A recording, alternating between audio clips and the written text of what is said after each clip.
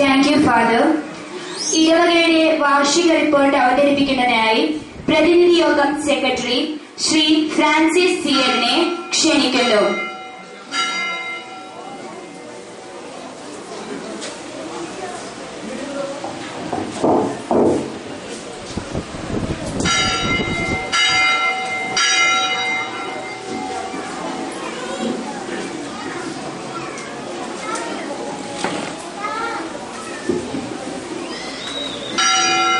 കർത്താവിന്റെ മാലാഖയെ പരിശുദ്ധമായി ഗർഭധരിച്ചു, പരിശുദ്ധാത്മാവിനാൽ മറിയം ഗർഭധരിച്ചു. നന്മ നിറഞ്ഞ മറിയമേ സ്വസ്തി, കർത്താവ് അങ്ങയോടുകൂടെ സ്ത്രീകളിൽ അങ്ങ് അനുഗ്രഹിക്കപ്പെട്ടവളാകുന്നു. അങ്ങയുടെ ദൃഢഫലമായ ഈശോ അനുഗ്രഹിക്കപ്പെട്ടവനാകുന്നു.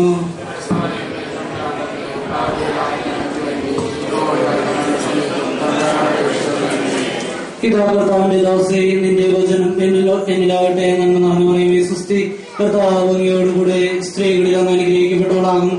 അങ്ങയുടെ ദൃഢഫലമായ ഈശോ അനുഗ്രഹിക്കപ്പെട്ടവനാകുന്നു. പരിശുദ്ധമറിയമേ തമ്പുരാന്റെ അമ്മേ, പാപികളായ ഞങ്ങൾക്ക് വേണ്ടി ഇപ്പോഴും ഞങ്ങളുടെ മരണസമയത്തും തമ്പുരാനോട് അപേക്ഷിച്ചുകൊള്ളണമേ. വചനമാംസമായി നമ്മുടെ ഇടയിൽ വസിച്ചു.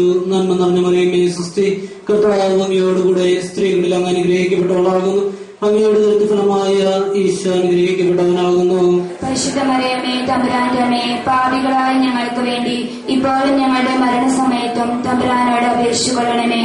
ഈശോയുടെ വാഗ്ദാനങ്ങൾക്ക് ഞങ്ങൾ അർഹരാകുവാൻ സർവേശ്വരന്റെ പരിശുദ്ധ മാതാവേ, അങ്ങേ തിരുക്കുമാരൻ പ്രാർത്ഥിക്കാം. സർവേശ്വര മാലാഖയുടെ സന്ദേശത്താൽ അങ്ങേയമായ ഈശോയുടെ മനുഷ്യാവതാരത്താൽ അറിഞ്ഞിരിക്കുന്ന ഞങ്ങൾ അവിടുത്തെ പീഡാനുഭവം കുരിശുമരണവും മുഖേന ഉയർപ്പിന്റെ മഹിമ പ്രാപിക്കുവാൻ അനുഗ്രഹിക്കണമെന്ന് അങ്ങയോട് ഞങ്ങൾ അപേക്ഷിക്കുന്നു.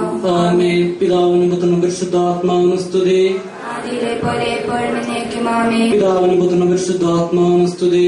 ആദിയിലെ പോലെ എപ്പോഴും എന്നേക്കും ആമേൻ. പിതാവിനും പുത്രനും പരിശുദ്ധാത്മാവിനും സ്തുതി. ആദിയിലെ പോലെ എപ്പോഴും എന്നേക്കും ആമേൻ. ഈശോയെ സ്തുതിയായിരിക്കട്ടെ. എപ്പോഴും സ്തുതിയായിരിക്കട്ടെ.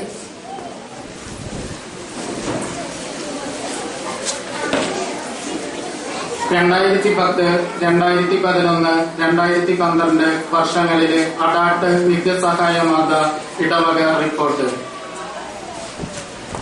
പ്രകൃതി രമണീയമായ കോൾനിലങ്ങളുടെ സമീപത്ത് അനുഗ്രഹ സാന്നിധ്യമായി ശിരസുയർത്തി നിൽക്കുന്ന അഡാട്ട് നിത്യസഹായ മാതാ ദേവാലയം 2001 നവംബർ 18 അഭിവന്ദ്യ ജേക്കബ് തുങ്കുഴി മെത്രാപൊലീത്തയാണ് ആശീർവദിച്ചത്.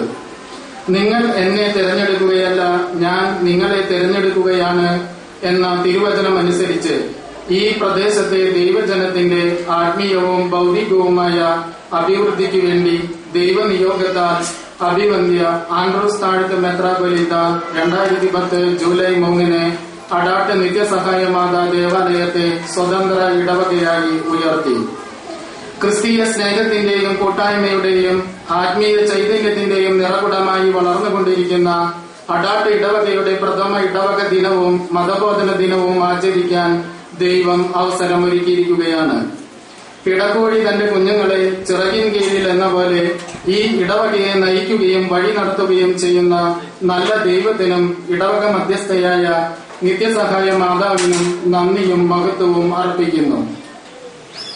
ഗോതമ്പ് മണി നിലത്തു വീണ് അഴിയുന്നില്ലെങ്കിൽ അത് അതേപടി ഇരിക്കും, അഴിയുന്നെങ്കിലോ അത് വളരെ ഫലം പുറപ്പെടുവിക്കും എന്ന തിരുവചനം ഉൾക്കൊണ്ട് അഴിയാനും അധ്വാനിക്കാനും ത്യാഗപൂർവം സമർപ്പിക്കാനും ഇവിടത്തെ ദൈവജനം തയ്യാറായപ്പോൾ അത്ഭുതപൂർവമായ വളർച്ചയാണ് ഈ ഇടവകയ്ക്ക് ദൈവം സമ്മാനിച്ചത്.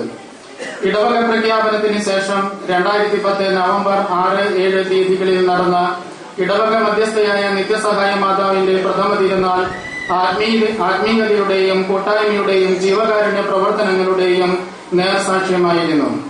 ഒരു ജപമാലയിലെ 53 മണികളെ അനുസ്മരിക്കും വിധം 53 സൗജന്യ ഡയാലിസിസിനുള്ള തുക നൽകിക്കൊണ്ട് ദൈവജനം മനുഷ്യസ്നേഹത്തിന്റെ മാതൃകയായി.